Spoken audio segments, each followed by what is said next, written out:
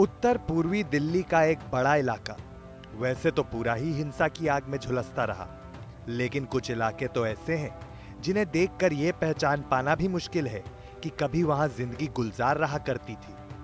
अब सवाल यह है कि आखिर कौन से हैं वो इलाके? इन इलाकों में नफरत की आग सबसे ज्यादा क्यों भड़की? राजधानी दिल्ली का उत्तर पूर्वी इलाका, यानी वो जगह जो पिछले 5 दिनों से लगातार हिंसा की आग में झुलसती रही।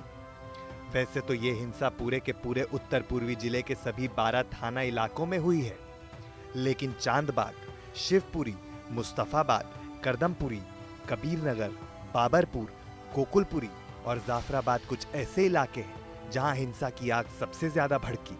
दरअसल इन इलाकों की आबादी मिली जुली है, यानी यहां अलग अलग तबकों और सियासी सोच के लोगों की आबादी करीब करीब बराबर की तादाद में है।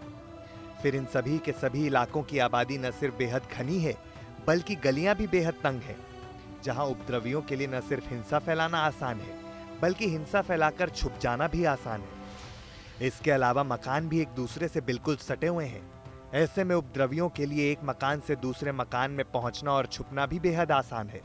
इतना ही नहीं, इन इलाकों में पहले 2 दिनों तक पुलिस की मौजूदगी नहीं के बराबर थी, और जब पुलिस पहुंची तो शुरू में इलाके की इसी बनावट और बसावट के चलते उसके लिए हर एक कोने तक पहुंचना मुमकिन नहीं हो पाया।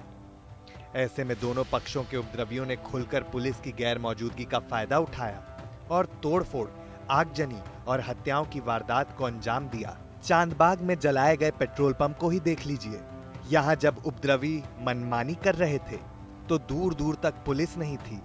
सड़क पर बिखरे पत्थर, हर तरफ जली हुई गाड़ियां और गोकुलपुरी की ये पूरी की पूरी जली हुई टायर मार्केट इस बात की गवाह है कि यहाँ नफरत में अंधे लोगों ने कैसे इंसानों के साथ इंसानियत को भी मिटाने की पूरी कोशिश की।